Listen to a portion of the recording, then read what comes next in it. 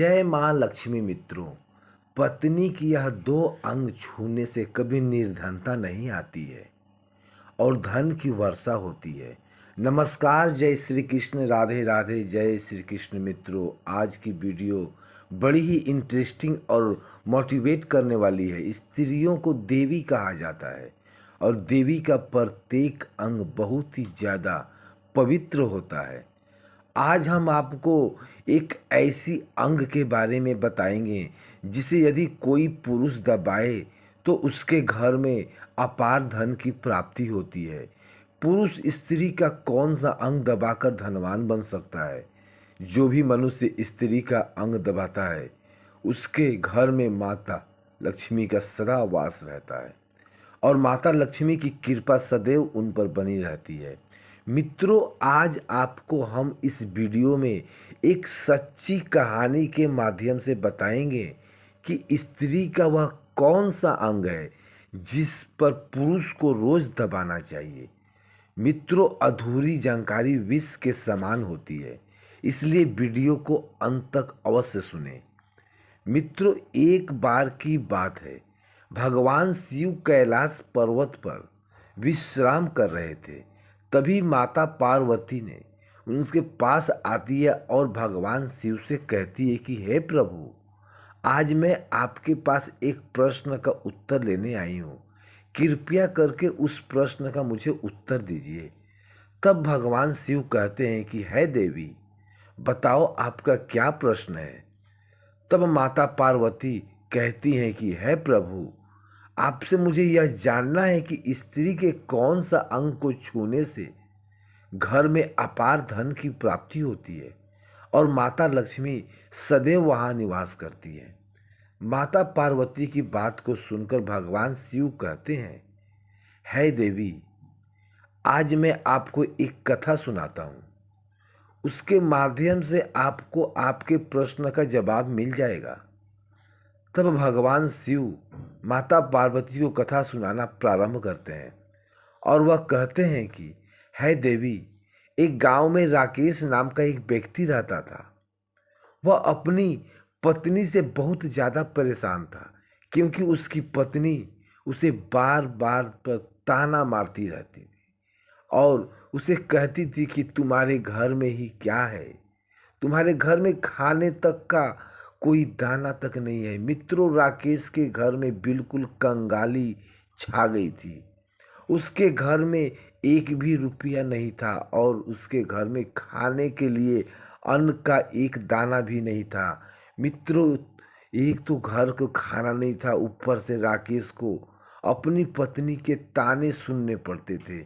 इन सब को लेकर राकेश बहुत ज़्यादा परेशान हो गया था। उसे कुछ समझ नहीं आ रहा था कि आखिर वह क्या करे, तो भी क्या करे। फिर एक दिन की बात है, जब वह अपने घर से एक दिन शमशान के रास्ते पर निकल गया। वह उस शमशान के रास्ते पर चल ही रहा था, तब उसे एक महात्मा तपस्या करते हुए दिखाई दिए। राकेश जाकर उन महात्मा के पास बैठ गया और फिर राकेश उन महात्मा के सामने जोर जोर से रोने लगा। तब महात्मा ने राकेश से कहा कि पुत्र, तुम्हें क्या परेशानी है, तुम इतना क्यों रो रहे हो। तब राकेश महात्मा महाराज से कहता है कि महात्मा जी, मेरी एक पत्नी है और मैं उससे बहुत ही ज़्यादा परेशान हूँ। मैं तो पहले से ही इतना गरीब हूँ, मेरे घर में खाने को एक अन्न का दाना भी नहीं है और फिर ऊपर से मेरी पत्नी मुझे ताने सुनाती है। महात्मा महाराज की कहते हैं, कुछ न कुछ तो, लेकिन मैं धन नहीं कमा पाता। मेरा छोटा सा एक कारोबार था, वह भी मेरी पत्नी की कलेश के कारण चौपट हो गया। वह दिन रात मुझसे झगड़ा करती रहती है। अब तो मैं दाने दाने के लिए परेशान हो गया हूँ। हमारे घर में खाने के लिए कुछ भी नहीं है। इसके अलावा मेरे घर में पहनने के लिए वस्त्र भी नहीं है। लेकिन मैं अपनी पत्नी को समझाता हूँ कि वह मुझे ताने ना मारे, वह मुझे झगड़ा ना करे, लेकिन वह बिल्कुल भी नहीं समझती। महात्मा, इसी वजह से मैं अपना घर छोड़कर यहाँ आया हूँ। मित्रों, राकेश की ऐसी बात को सुनकर तब महात्मा जी कहते हैं कि बेटा, तुम रो मत, मैं तुम्हें कुछ बातें बताने जा रहा हूँ जो तुम्हारी किस्मत चमका देगी। तुम्हें अपनी पत्नी का सिर्फ यह एक अंग दबाना है, अचानक तुम्हारे घर में धन की वर्षा होने लगेगी। तुम्हारे घर पर अपार धन आने लगेगा और तुम्हें देखते ही देखते बहुत धनवान बन जाओगे। इसके बाद में महात्मा जी कहते हैं कि जो भी पुरुष अपनी पत्नी का यह अंग दबाता है उसके घर में कभी भी धन की कमी नहीं रहती और ना ही उसके घर में कभी भी लड़ाई झगड़ा होता है। वह जब भी कोई व्यापार करता है तो उसमें सदैव ही तरक्की होती है। मित्रों, तब महात्मा जी कहते हैं कि मैं स्त्री के ऐसे अंग के बारे में बताने जा रहा हूँ, तुम इसे ध्यान से सुनना और इसे अपने जीवन में हमेशा ही याद रखना। महात्मा जी की बात सुनकर राकेश उनसे कहता है कि जितना जल्दी हो सके महात्मा महाराज मुझे यह बता दो। मित्रों, तब महात्मा महाराज कहते हैं कि बेटा, पहले तुम इस कहानी को सुनो, उसके बाद तुम्हें वह बताऊंगा कि किस तरीका से कौन सा अंग है जिसे छूने से घर में धन की वर्षा होती है। बेटा, किसी गांव में एक सर्जन और धर्मात्मा सेठ रहा करते थे। इन सेठ का नाम सत्यवान था। सत्यवान बहुत ही ज़्यादा धनवान थे और उनके दिल में लोगों के लिए बहुत ज़्यादा दया थी। लोगों ने बहुत मानते थे और वह अहंकार से दूर पूरे गांव में अपनी सादगी के लिए प्रसिद्ध थे। सत्यवान ने दूसरों के सेवा के लिए समर्पित कर दिया था। उसकी सुबह से ही उसके घर का दरवाज़ा गांव वालों के लिए खुला ही रहता था। कोई भी व्यक्ति अपनी समस्या को लेकर कभी भी उसके घर पर आ सकता था और सत्यवान किसी भी तरह की मदद के लिए सभी के लिए हमेशा तैयार रहते थे। गांव के बहुत से लोग उन्हें एक देवता की तरह पूछते थे क्योंकि वह सदैव किसी के भी दुख दर्द में उनके साथ सदैव खड़े रहते थे। प्रतिदिन सत्यवान मंदिर जाकर भगवान का पूजा पाठ किया करते थे, फिर आकर अपने घर पर बैठ जाया करते थे और वह अपने घर के बाहर से ही काम के आने जाने वाले लोगों को देखा करते थे। जो भी गांव वाला किसी भी समस्या को ग्रसित होता था, जैसे ही कोई व्यक्ति अपनी समस्या को लेकर सत्यवान के पास आता था तो वह जल्दी ही उस व्यक्ति को दे देते थे, उसकी समस्या को समझ जाया करते थे और उस व्यक्ति को प्यार पूर्वक अपने घर पर बैठा देते थे। मित्रों, एक दिन की बात है, उन्हीं के गांव का एक व्यक्ति राकेश किसी बात को लेकर ज़्यादा परेशान था। वह राकेश जैसे ही सेठ सत्यवान के पास पहुंचा, उसके माथे पर चिंता की लकीर साफ दिख रही थी। तब सेठ सत्यवान ने उनकी सारी परेशानियों को समझते हुए उससे कहा कि राकेश भाई, तुम इतने उदास क्यों हो? तब राकेश कहता है कि है सत्यवान भाई, इस बार बारिश ने हमारी सारी फसल को बर्बाद कर दिया है। मेरे घर में बच्चों के खाने तक का इंतजाम नहीं हो पा रहा है। मित्रों, तब उन सेठ ने राकेश की बातों को सुना तो उन सेठ ने बिना कुछ सोचे समझे राकेश को थोड़ा धन और अनाज दे दिया। तब राकेश ने सेठ को धन्यवाद दिया और वह अपने घर की ओर चला गया। तब उस सेठ सत्यवान को इस बात की तसल्ली हो गई थी। उसने एक भूखे परिवार को भोजन का सामान दिया। सत्यवान सेठ की दरिया दिली यहीं तक सीमित नहीं थी। मित्रों, एक दिन की बात, गांव की एक महिला जो विधवा थी वह उसके पास आई क्योंकि वह विधवा स्त्री अपनी बेटी की शादी के लिए जमा कर रही थी। उस विधवा स्त्री की समस्या को गंभीरता से समझा और बिना किसी झिझक के अपनी तिजोरी से पैसे निकालकर उसे दे दिए। सेठ सत्यवान के लिए दूसरों की सहायता करना ही सबसे बड़ा धर्म था और उन्हें इस कार्य में अपने धन की कोई परवाह नहीं थी। तब उसे विधवा स्त्री ने अपार व्यक्त करते हुए सत्यवान ना से कहा कि हे सेठ जी, आप जैसे लोग इस दुनिया में बहुत ही कम होते हैं।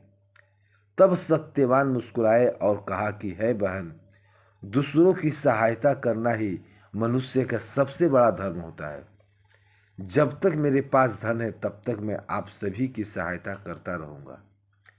दिन का 1 घंटा भी ऐसा नहीं गुजरता था कि जिस घंटे में सत्यवान की लाचार व्यक्ति की सहायता ना करता हो। कोई अपनी बच्चों की शिक्षा के लिए सहायता मांगने आता था तो कोई अपनी इलाज के लिए पैसे चाहिए होते थे।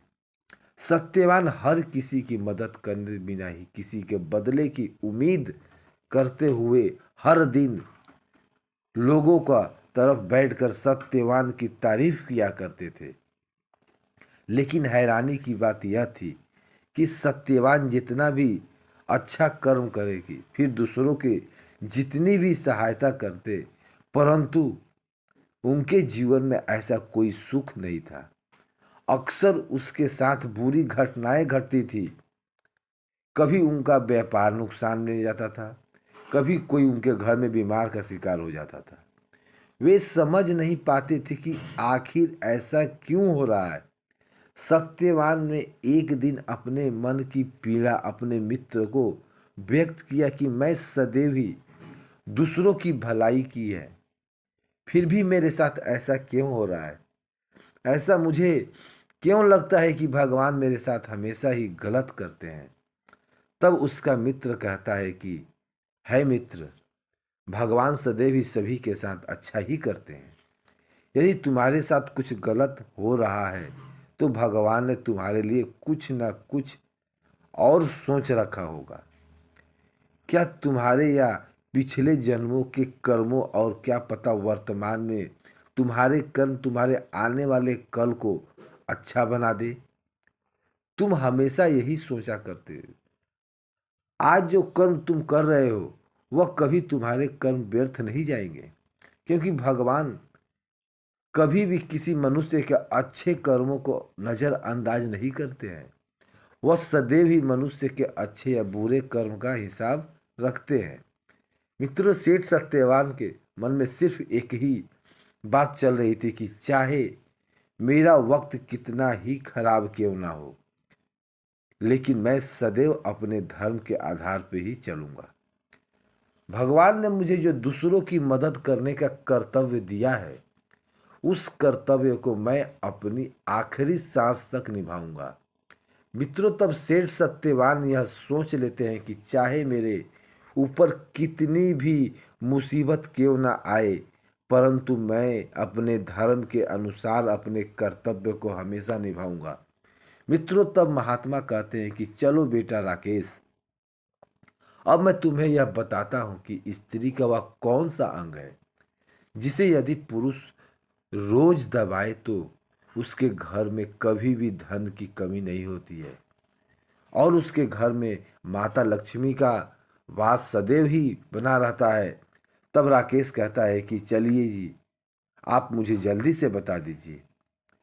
है बेटा राकेश, तुम ध्यान से सुनो। यदि कोई भी पुरुष अपनी स्त्री के नाक का ऊपरी हिस्सा अपने हाथ से दबाता है, उंगली से दबाता है, तो जिस भी मनुष्य के घर में पैसों की किल्लत होती है तो उसके उस उंगली से अपनी पत्नी के नाक के ऊपरी हिस्सा को जरूर दबाना चाहिए, क्योंकि मित्रों, स्त्री के नाक के ऊपर के हिस्सा को बहुत ही ज़्यादा शुभ माना जाता है। यदि कोई भी पुरुष यह काम करता है तो वह सदैव अपने जीवन में धनवान बना रहता है। और मित्रों, दूसरा अंग है जो पुरुष अपनी पत्नी के कान के पिछले हिस्सा अपनी जीभ से स्पर्श करता है तो उसके जीवन में धन का द्वार खुल जाता है।